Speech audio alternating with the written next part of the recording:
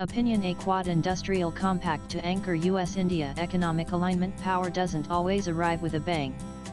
Sometimes, it hums quietly through the rhythm of assembly lines, the precision of a robotic arm, or the silent extraction of lithium from ancient rock. We often think of strategy in terms of diplomacy and deterrence, but the deeper architecture of power is economic, woven through trust, shared labor, and mutual capability. The philosopher Byung-Chul Han wrote that today's conflicts are no longer viral but neural. They are less about overt aggression, more about systems of dependency. And in that sense, resilience is no longer a matter of who has the most firepower, but who controls the circuit boards, critical minerals, and production standards that make the firepower work. Real alliances are not built in summit rooms but in the subtle choreography between supply chains and shared intent. That's why a Quad Industrial Compact is necessary evolution. One that transforms alignment from a diplomatic gesture into an economic structure robust enough to anchor the future. On May 31 at the Shangri-La Dialogue, U.S. Defense Secretary Pete Hegseth underscored the urgency of integrating industrial bases across allies, noting, "It's one thing for an adversary to see multinational forces, it's another to see an integrated defense industrial base supporting those forces." The USIndia Partnership for Indo-Pacific Industrial Resilience (PIPR) reflects that vision. The message to allies was clear. Symbolic alignment will not suffice. Partners must deliver shared capabilities. This doctrine reflects a drastic if not perilous situation. China reigns supreme in advanced manufacturing, controlling over 70% of global critical minerals processing and 80% of solar manufacturing. This creates economic dependence as a tool of coercion. Simultaneously, U.S. policy volatility, from tariff swings to exclusionary subsidies, further accentuates uncertainty for partners seeking long-term alignment. Even as the recent India-Pakistan conflict rehyphenated India in Washington's imagination, now more than ever, it is important we keep our eye on the ball, that is ever so quickly approaching. A Quad Industrial Compact is necessary to deepen trade, investment, innovation, and supply chain linkages among the United States, India, Japan, and Australia. It would anchor multilateral cooperation in shared economic strength, reduce exposure to coercive dependencies, and transform diplomatic convergence into resilience. Geopolitical threats are sharpening as economic coercion becomes a standard tool of statecraft. The Quad is already the Indo-Pacific's leading soft security framework, but the line between soft and hard power is blurring. Economic heft underwrites diplomatic influence. A formal industrial framework among the Quad countries would reinforce deterrence by embedding economic interdependence, making strategic decoupling costly and cooperation sticky. Macroeconomic trends reveal deep complementarities among Quad countries. India, with a median age of 29.8, contrasts with Japan's 49.9, the US's 38.9, and Australia's 38.1. India adds between 78 million workers annually, while Japan faces population decline and the US grapples with skilled labor shortages.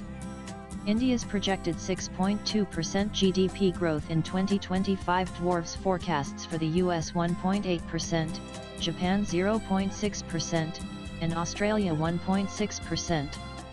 Yet, its labor force participation lags at 55% with just 26% for women, signaling vast untapped capacity for at-scale manufacturing. Scale also varies. India's 4 trillion economy serves 1.6 billion people. Australia's 1.7 trillion serves just 27 million. Despite employing 57 million, India's manufacturing sector contributes just 13–14% to GDP, below its 25% target. The potential for advanced manufacturing is immense. India's production-linked incentive (PLI) schemes have attracted 18.72 billion in investment across target sectors including electronics, automotive, and pharmaceuticals. For instance, since 2020, manufacturing in the F sector has increased by 860%, with the two-wheeler F sector recording a whopping 3,400% growth. Despite momentum, there is a lack of cross-border industrial coordination. The Quad possesses complementary strengths across advanced sectors worth 340 billion annually.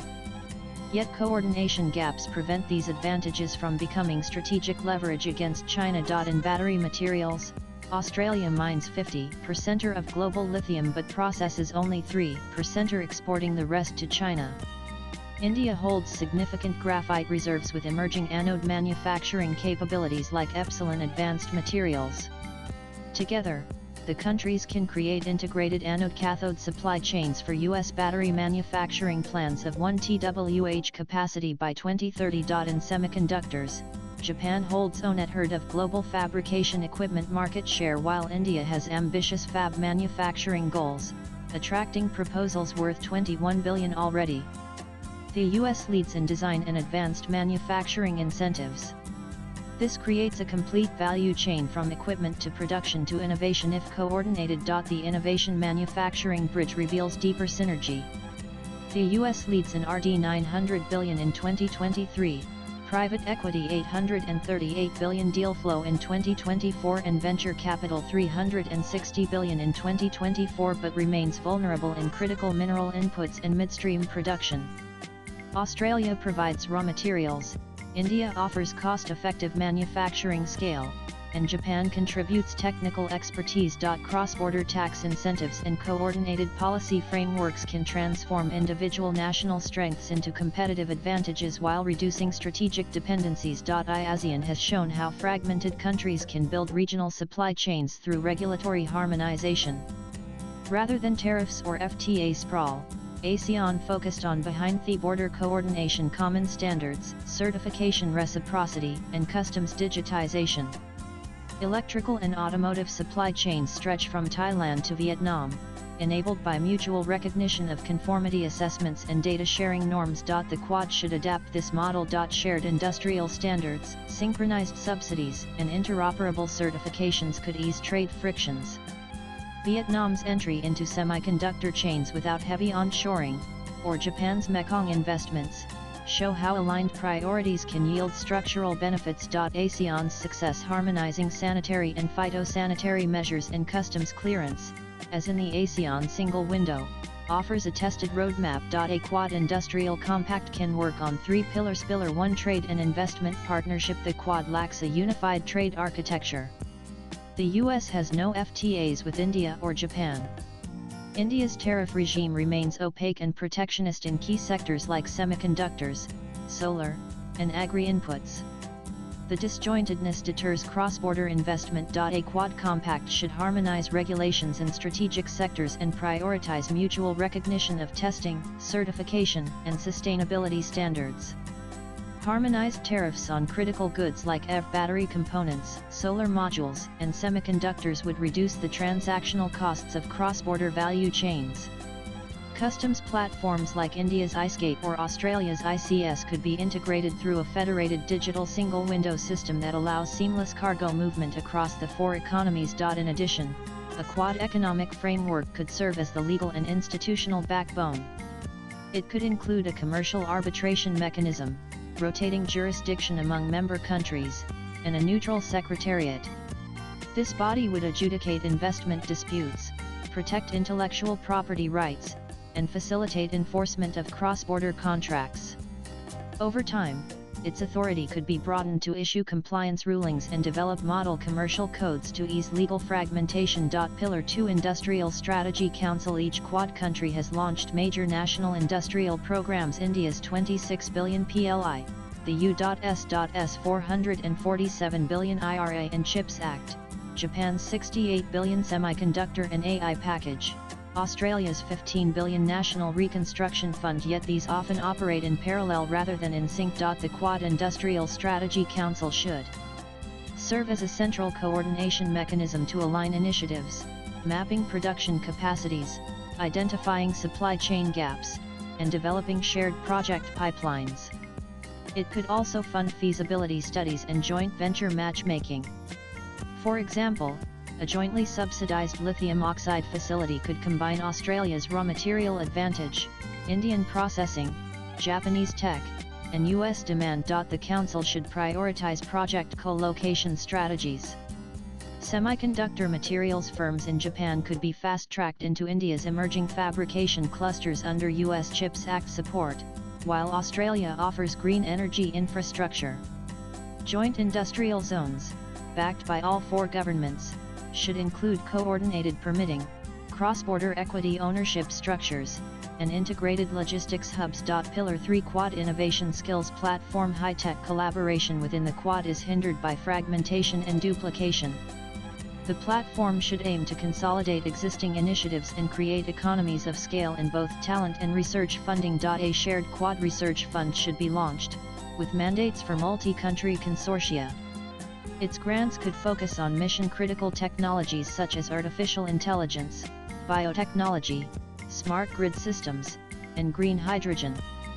Each grant should require participation from institutions in at least 3 member countries, encouraging mobility, trust, and diffusion of results. Meanwhile, a Quad Skills Accord should standardize credential recognition and create fast-track pathways for technical professionals. For example, a mining engineer certified in Western Australia should be eligible to work on Indian rare earth projects without regulatory duplication.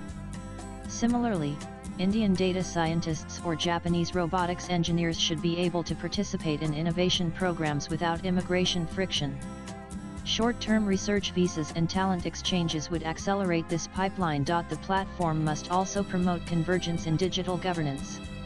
As each Quad member debates AI regulation, data localization, and cybersecurity policy, a common minimum standard aligned loosely with OECD or ASEAN frameworks would provide legal predictability for startups and multinationals alike.